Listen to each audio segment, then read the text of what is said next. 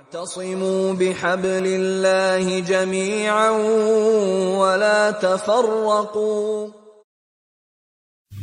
سورہ عمران کے اندر ہم نے آیت نمبر 1 to 6 تک پڑھا اللہ از ون اینڈ دا قرآن از ٹرو، جس میں ہم نے دیکھا کہ اللہ ہی واحد معبود ہے جس نے قرآن کو ایک گائیڈ کے طور پر بھیجا جو تورات اور انجیل کی تصدیق کرتی ہے۔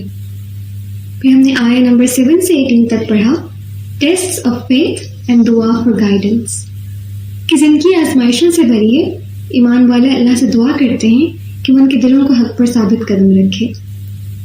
پھر ہم نے آیت نمبر 35 سے 63 تک پڑھا The story of Maryam and the birth of عیسیٰ علیہ السلام، جس میں ہم نے دیکھا کہ حضرت مریم کو چنا گیا اور عزت دی گئی۔ حضرت عیسیٰ علیہ السلام معجزاتی طور پر پیدا ہوئے تھے اور ایک نبی تھے، خدا نہیں تھے۔ پھر ہم نے آیت نمبر 65 سے 68 میں پڑھا پروفٹ ابراہیم کے بارے میں the true example، کہ وہ نہ یہودی تھے نہ عیسائی بلکہ ایک سچے مسلم تھے جنہوں نے اللہ کے آگے سر جھکا دیا۔ اس کے بعد ہم نے آیت نمبر 64 اور آیت نمبر 70 سے لے کر 75 تک پڑھا A call to the people of the book، کہ اللہ یہود و نصارہ کو دعوت دیتا ہے کہ صرف اسی کی عبادت کریں اور سچے میسج کی پیروی کریں۔ پھر ہم نے آیت نمبر 72 سے 77 اور 166 سے 168 تک پڑھا Warnings against hypocrisy and hiding the truth، کہ کچھ لوگ دین کو بدل دیتے ہیں اور ایمان کا جھوٹا دعویٰ کرتے ہیں مگر عمل نہیں کرتے۔ پھر ہم نے آیت نمبر 92 سے 96 اور آیت نمبر 133 سے 136 تک پڑھا spending, forgiving and doing good، کہ ایمان والوں کو سخاوت، معاف کرنے اور نیکی کرنے کی تلقین کی گئی ہے۔ پھر ہم نے آیت نمبر 121 سے 126 اور 139 سے 175 تک پڑھا Lessons from the battles of Badr and احد، فتح اور شکست دونوں آزمائشیں، مشکل وقت میں اتحاد اور اطاعت ضروری ہے۔ پھر ہم نے آیت نمبر 185 میں پڑھا This life is temporary، دنیاوی چیزوں میں نہ الجھیں، اصل کامیابی آخرت میں اللہ کے پاس سے۔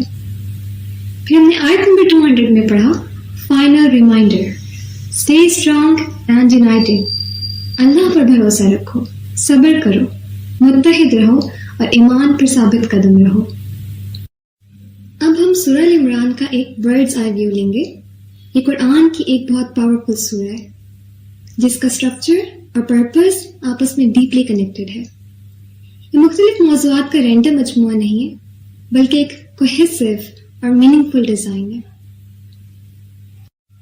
سورہ کا آغاز اور اختتام مکمل ہارمنی میں ہے۔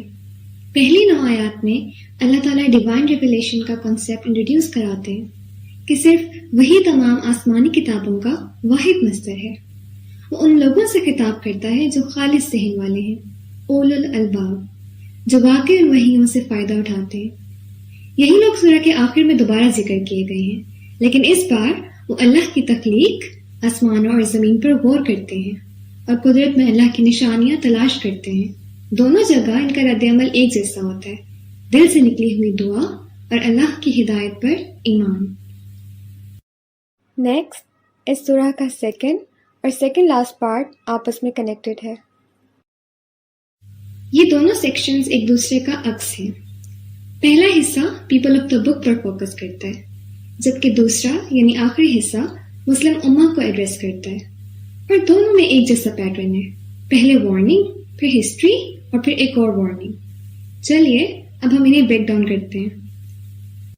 پہلے اللہ ان لوگوں کو وارن کرتے ہیں جنہوں نے کتاب کو بدل دیا اور یہ سمجھ بیٹھے کہ انہیں چند دنوں کی سزا ہی ملے گی۔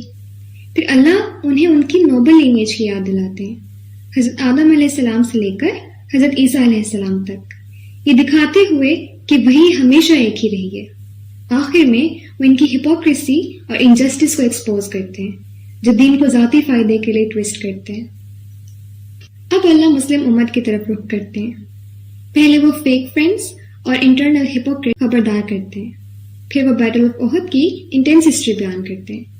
یہ صرف ایک ملٹری سٹوری نہیں بلکہ ایک روحانی لیسن ہے، a lesson about obedience, unity and tawakkul on Allah۔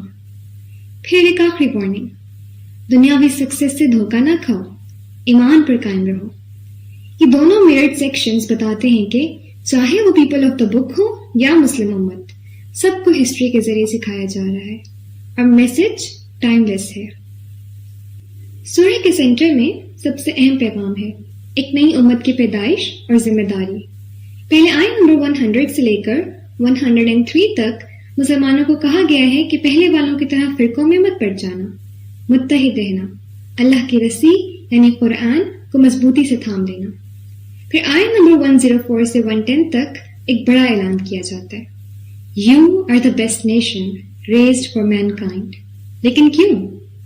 کیونکہ تم نیکی کا حکم دیتے ہو، برائی سے روکتے ہو اور اللہ پر ایمان رکھتے ہو۔ پھر آیت نمبر 111 سے 115 تک اللہ ریمائنڈ کراتے ہیں کہ ہر کوئی برا نہیں ہے، پیپل آف دا بک میں سے کچھ ایسے بھی ہیں جو سنسیئر ہیں، ہمبل ہیں اور سچ کے ساتھ جڑے ہوئے ہیں۔ تو ہمیں اس خوبصورت سٹرکچر سے کیا سیکھنے کو ملتا ہے؟ قرآن سیمیٹری اور حکمت سے بات کرتا ہے۔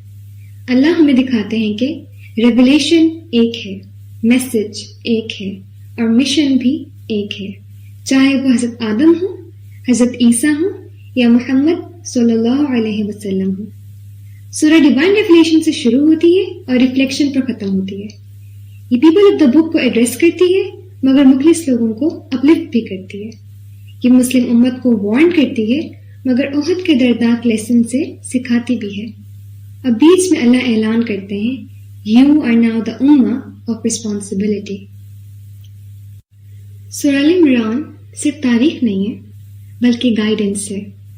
اس کا سٹرکچر ہمیں سکھاتا ہے کہ ہمارا ماضی اور مستقبل آپس میں جڑے ہوئے ہیں اور ہمارا کردار ایز این امہ یہ ہے کہ ہم متحد رہیں، سچائی کو قائم رکھیں اور تمام انبیاء کی لیگیسی کو لے کر چلیں۔